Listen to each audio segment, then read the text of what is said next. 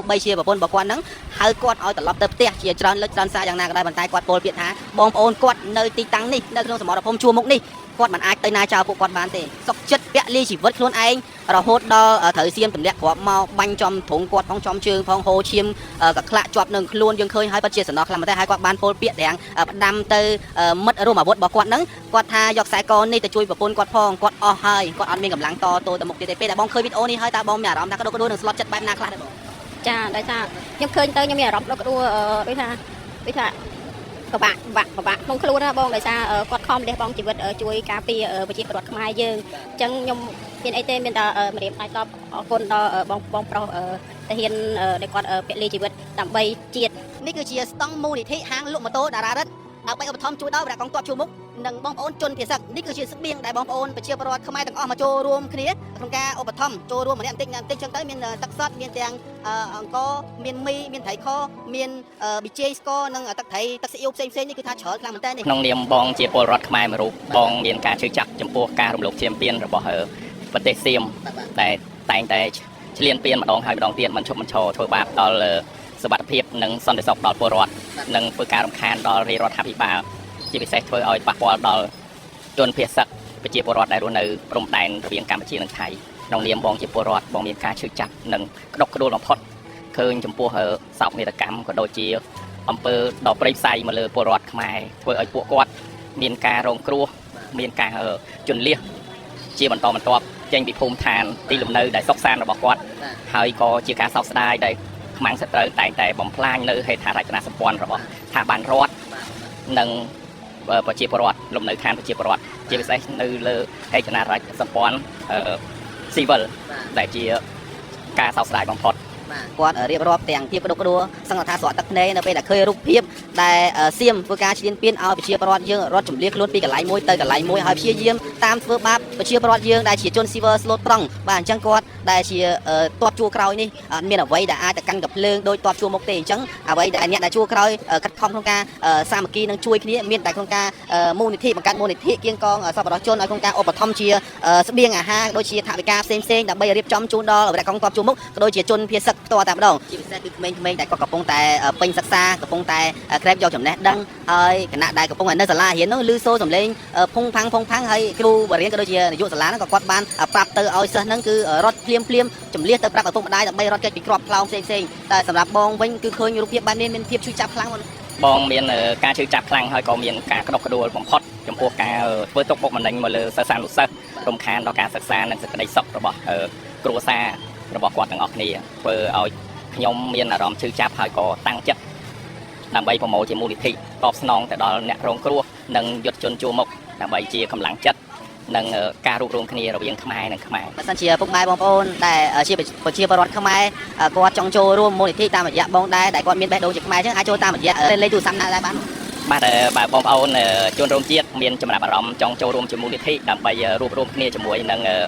ងមូលនិធិតារារិទ្ធគឺទំនាក់ទំនងមកលេខទូរស័ព្ទ012 832 932ជាលេខទូរស័ព្ទរបស់ខ្ញុំផ្ទាល់ដូចបងប្អូនបានឃើញស្រាប់ហើយគឺថាគាត់សុខចិត្តការងារទុកម្លាយឲ្យបុគ្គលិកម្លាយគាត់ចាត់ចែងទៅប៉ុន្តែគាត់សុខចិត្តយកពេលវេលាគាត់ដល់មានតម្លៃបងប្អូន1ម៉ោងអាចរកចំណូលបានរាប់ពាន់រាប់ម៉ឺនដុល្លារប៉ុន្តែគាត់សុខចិត្តមកឆ្លៀតពេលក្នុងការបង្កើតមូលនិធិគៀងកងនៅស្បៀងអាហារផ្សេងដូចជាសម្ភារៈប្រើប្រាស់ផ្សេងដើម្បីចូលរួមចំណែកជួយជាតិព្រោះជាតិកំពុងតែត្រូវការសប្បុរសជនជួយអញ្ចឹងមានតែពុកម៉ែបងប្អូនដែលជាមានឈាមជ័រជាខ្មែរបេះដូងខ្មែរដូចគ្នាទេហើយរួមសាមគ្គីគ្នានៅពេលនេះបានចង្កឹះមួយបាច់គេកាច់មិនបាយបើយើងរួមសាមគ្គីគ្នាខ្លាចជាចង្កឹះមួយបាច់នឹងអាចឈ្នះខ្មាំងសត្រូវទោះបីជាសៀមវាឈានពៀននឹងធ្វើបាបយើងប៉ុណ្ណាក៏ដោយបើយើងរួមសាមគ្គីគ្នាមិនបែកគ្នាគឺយើងនឹងអាចឈ្នះខ្មាំងសត្រូវទាំងអស់បងប្អូនទាំងអស់គ្នាមានទឹកចិត្តចង់ចូលរួមជាស្បៀងជារបស់របរប្រើប្រាស់ផ្សេងដូចជាមុំភួយខ្នើយប្រទេសខែកូនក្មេងខែមនុស្សធំក៏ដោយបងប្អូនយើងទទួលទាំងអស់ឥឡូវនេះយើងកំពុងតែរៀបចំបាទនេះគឺជាសមិទ្ធផលដែលយើងធ្វើតែមួយថ្ងៃតែប៉ុណ្ណោះបាទយើងធ្វើតែមួយថ្ងៃប៉ុណ្ណោះហើយក៏អរគុណទៅដល់ម្ចាស់ហាងលក់ម៉ូតូតារារិទ្ធបាទតែគាត់មេស្រីរបស់ខ្ញុំនឹងកែសៀងបនីនិងហេតារាដែលបានបង្កើតមូលនិធិសប្បុរសជននេះកើតឡើងដើម្បីឲ្យប្រជាជនខ្មែរយើងចូលរួមជួយគ្នាបានទឹកចិត្តសប្បុរសជនមួយនេះមិនអាចកាត់ថ្លៃបានមកណាសូមគ្រប់នឹងជំរាបសួរទៅកាន់ប្រិយមិត្តរបស់គីមស្រុនញូនៅវេលាម៉ោង3ជាងក្នុងថ្ងៃទី16ខែធ្នូឆ្នាំ2025ខ្ញុំបាទគីមស្រុននិងក្រុមការងារកំពុងតែស្ថិតនៅតាមបណ្ដោយផ្លូវ274នៅទល់មុខនឹងរោងកុនការីរោមចាស់ផ្ទាល់តែម្ដងថ្ងៃនេះគឺមូលនិធិបងម្ចាស់ហាងតារារិទ្ធគឺជាមូលនិធិហាងម៉ូតូ តារាដិតដើម្បីឧបត្ថម្ភជូនដល់វគ្គកងទ័ពជួរមុខនិងជនពិស័កឥឡូវនេះបានមកដល់ទៀតនេះបាទពីខាងណាដែរបងនេះខាងបាទនេះបងស្រីគាត់ចង់ទិញប៊ីចេងស្ករអំបិលវិចចាប់ឲ្យហើយសម្រាប់ជូនដល់បងជនភៀសខ្លួនដែលគាត់ខ្វះខាតជាក់ស្ដែងណាបងបាទឥឡូវពួកខ្ញុំខំប្រឹងចាប់ទុកឲ្យហើយដើម្បីរៀបចំដឹកឲ្យស្រួលដើម្បីងាយស្រួលយ៉ាងការដឹកទៅហើយនឹងចែកជូនគាត់តមានទាំងប៊ីចេងទឹកត្រីស្ករហ្នឹងហើយចម្រោះមកអញ្ចឹងបងហ្នឹងហើយទស្សនៈបងខ្ញុំពួកខ្ញុំគ្រប់គ្នាជាឈាមខ្មែរតែមួយបង្កើតមូលនិធិនេះដើម្បីងាយស្រួលទៅដល់បងប្អូនជនភៀសខ្លួនដែលគាត់ភៀសខ្លួនហើយនឹងបងប្អូនកងទ័ពដែលគាត់បានប្រយុទ្ធប្រឆាំងនឹងសៀមឈានពៀននេះគឺ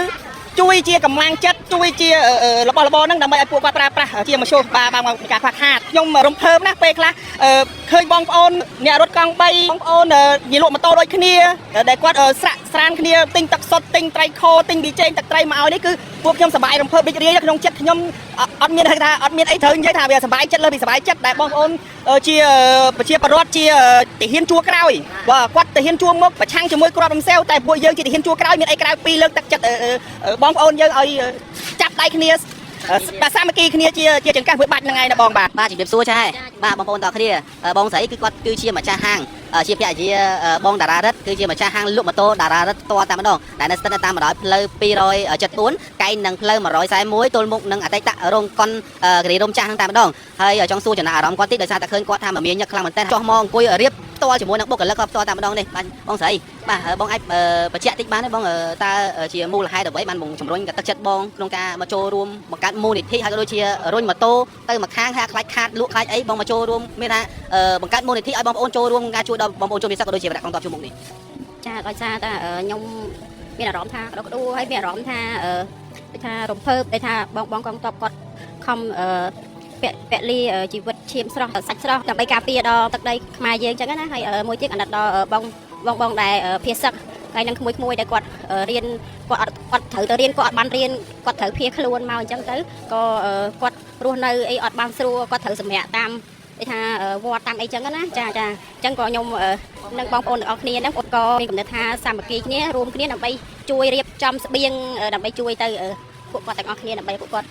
បានហូបគ្រប់គ្រាន់ចាបងស្រីគាត់ជាម្ចាស់ហាងតែគាត់អត់ប្រកាន់ខ្លួនទេបងប្អូនចុះមកអង្គុយក្រោមជួយរៀបជាមួយនឹងបុគ្គលិកក្នុងហាងផ្ទាល់តែម្ដងដើម្បី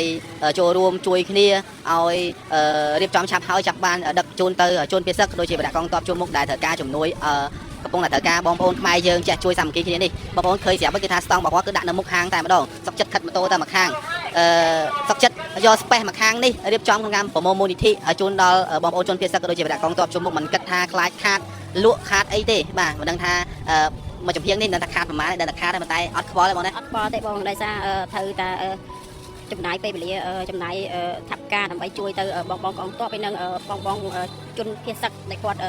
ចាក់ចេញពីឆ្ងាយពីផ្ទះអញ្ចឹងណាបងចាសួរបងប្រុសបាទម្ចាស់ហាងតារារិទ្ធបងណាបាទអូនបាទសុខសប្បាយបងមួយរយៈនេះខ្ញុំបានជួបបងមួយរយៈសប្បាយអូនបាទសុខសប្បាយបាទបងអាចបង្ហាញពីចំណាអារម្មណ៍បងក៏ដូចជាបេះដូងបងដែលជាឈាមជ័រជាខ្មែរបន្តិចបានទេតើជាកត្តាអ្វីដែលជំរុញទឹកចិត្តបងនៅក្នុងការបង្កើតមូលនិធិជួយដល់បងប្អូនប្រជាពលរដ្ឋដែលកំពុងតែភៀសសឹកក៏ដូចជាវគ្គកងទ័ពជួរមុខយើងកំពុងតែឈរជើងនៅក្នុងសមរភូមិតតាំងជាមួយខ្មែរសត្រូវនេះបាទក្នុងនាមបងជាប្រជាពលរដ្ឋមួយរូបមានការឈឺចាប់ចំពោះសត្រូវឈ្លានពានជាពិសេសគឺសៀមដែលជាប្រទេសជិតខាងហើយធ្វើការរំលោភបំពានលើបូរណភាពទឹកដីរបស់ប្រទេសកម្ពុជាដូច្នេះក្នុងនាមបងជាយុវជនជាពលរដ្ឋខ្មែរមួយរូបបងមានការឈឺចាប់ក៏ដូចផ្ដើមជាគំនិតមួយនិងប្រមូលជាមូលនិធិជូនដល់វគ្គកងទ័ពជួរមុខនិងជនភៀសសឹកដែលគាត់ត្រូវការជាចាំបាច់នៅស្បៀងអាហារថ្នាំសង្កូវបាទគ្រឿងបរិក្ខារផ្សេងទាំងអស់គឺខ្ញុំបានរៀបចំជាលទ្ធភាពនិងមានការចូលរួមពីមិត្តភ័ក្តិពីគ្រួសារខ្មែរយើងទាំងអស់គ្នាដែលបានចូលរួមបាទជាទូទៅក្នុងនាមខ្ញុំជាពលរដ្ឋមួយរូបខ្ញុំសូមលើកទឹកចិត្តដល់វគ្គកងទ័ពនៅជួរមុខឲ្យបងទាំងអស់មានសុខភាពល្អនិងមានការតាំងចិត្តឲ្យបានមាំមួនខ្ញុំនៅសមរភូមិក្រោយគឺតែងតែយកចិត្តទុកដាក់ពំនាំនៅសម្ភារៈបរិក្ខារដើម្បីឧបត្ថម្ភដល់សមរភូមិមុខនិងលើកទឹកចិត្តដល់ជនភៀសសឹកទាំងអស់ឲ្យគាត់មានស្មារតីតស៊ូនិងអត់ធ្មត់ហើយប្រឹងប្រែងដើម្បីបន្តជីវិតរស់នៅឲ្យមានសេចក្តីសុខនៅថ្ងៃអនាគតសូមអរគុណបងមែនតើបងអរគុណដល់បងដែលជាអ្នកសហព័ន្ធមានដែលឆ្លៀតឱកាសនិងពេលវេលាដ៏មានញឹកមកជួយថតផ្តិតនៅទស្សនវិជ្ជាទាំងអស់នេះដើម្បីផ្សព្វផ្សាយជូន សប្បុរសជនក៏ដូចជាជនរួមជាតិឲ្យបានចូលរួមនៅក្នុងកម្មវិធីមួយនេះ ជំរាបសួរបងបាទបងមកពីខាងណាដែរឃើញថាមកចូលរួមសកម្មភាពការរៀបចំសម្ភារៈស្បៀងអាហារជូនដល់ជនពិសេសនេះបង ចាតាមពិតខ្ញុំគឺជាបុគ្គលិករបស់ហាងម៉ូតូដារ៉ាទេចាគាត់ថាយើងដកពេលវេលាដែលឆ្លើយតបមកជឿតែនេះអញ្ចឹងមកជួយរៀបចំស្បៀងមួយចាហើយក៏ជាអ្នកគៀងគររចំនួននៅទីនេះផងដែរចា បងយកឃើញយ៉ាងណាដែរនៅពេលដែលបងតារារិទ្ធដែលគាត់ជាម្ចាស់ហាងលក់ម៉ូតូតារារិទ្ធនេះគាត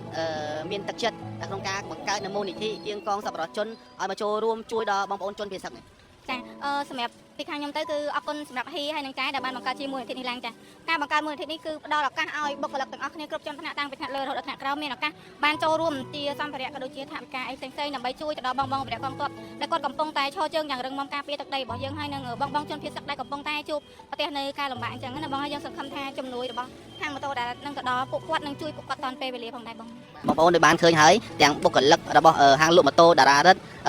ធគ្រប់ជាន់ថ្នាក់ឲ្យមកជួយរៀបចំវិក្យស្បៀងអាហារផ្សេងៗនេះព្រោះនេះគឺជាទឹកចិត្តដ៏ល្អមួយដែលមិនអាចកាត់ថ្លៃបាននៅពេលដែលឃើញថាខ្មែរយើងគ្នាឯងកំពុងជួបទុក្ខលំបាកមានតែយើងជាខ្មែរទេដែលរួមសាមគ្គីគ្នាជួយគ្នាបើយើងមិនជួយពេលនេះសួរថាមានបរទេសមានខាងណាមកជួយយើងតាន់ទេមានតែយើងទេដែលអា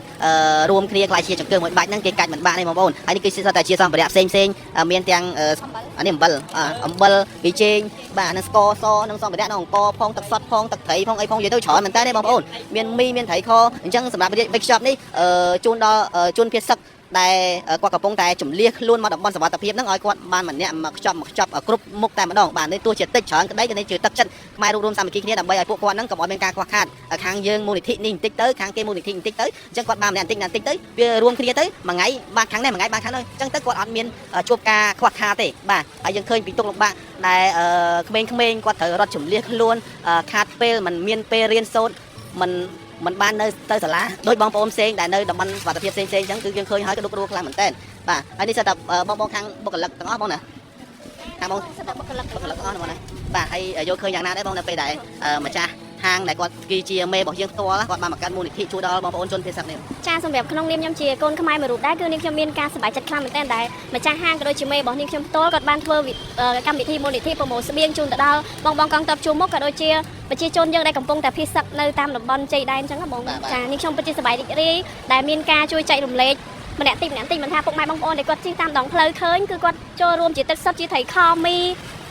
ីក៏ដូចជាសម្ភារបំពាក់ដែលគាត់ចូលរួមដូចជាស្ករអំបិលប៊ីចេងគ្រឿងទេសដែលទុកជូនបងដែលគាត់ខ្វះខាតនៅតំបន់ភៀសសឹកហ្នឹងបងចាអញ្ចឹងបើសិនជាបងប្អូនពុកម៉ែគាត់ដែលនៅតំបន់ក្បែរទីតាំងដែលយើងបង្កើតមូលនិធិនេះគាត់អាចចង់មកចូលរួមអីអាចបញ្ជាក់ទីតាំងគាត់បន្ថែមទៀតចាបងសម្រាប់ពុកម៉ែបងប្អូនប្រជាជនខ្មែរយើងដែលចង់ចូលរួមគាត់អាចអញ្ជើញមកចូលរួមនៅហាងតារារិទ្ធបានបងដែលទីតាំងស្ថិតនៅផ្លូវ274កាញ់ផ្លូវ141គឺនៅលើផ្លូវធំយើងហ្នឹងបងចាទល់មុខរោងកុនចាស់មុខរោងកុនគិរីរំចាស់បងចាបាទហើយសម្រាប់ខាងនេះវិញបងចាវាសួរបងចាហត់អត់នៅពេលដែលរៀបចំសម្ភារៈជូន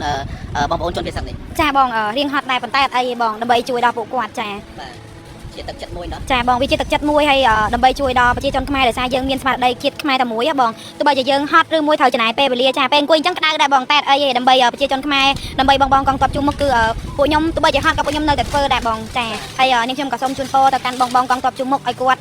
វាយឈ្នះសត្រូវចោលសៀមជ្រៀនពៀនណាបងហើយជូនពរឲ្យបងជនភៀសសឹកគាត់មានសុវត្ថិភាពចាជូនពរឲ្យបងជនភៀសសឹកទាំងអស់គ្នាគាត់ទទួលបាននៅស្បៀងគ្រប់គ្នាបងចាហើយសម្រាប់បងទាំងអស់គ្នាដែលគាត់មានបំណងចង់ចូលរួមជាស្បៀងមិនថាជាមីទឹកសុទ្ធជាប្រភេទត្រីខឬមួយជាថ្នាំពេទ្យអង្គអីមិនថាតិចក្តីច្រើនក្តី1គីឡូ1ខាំ2ខាំអីទឹកសុទ្ធម្ដងក៏ខាងខ្ញុំទទួលដែរបងហើយសម្រាប់ទីតាំងដោយខាងក្រុមការងារខ្ញុំបានបញ្ជាក់អញ្ចឹងទីតាំងនៅ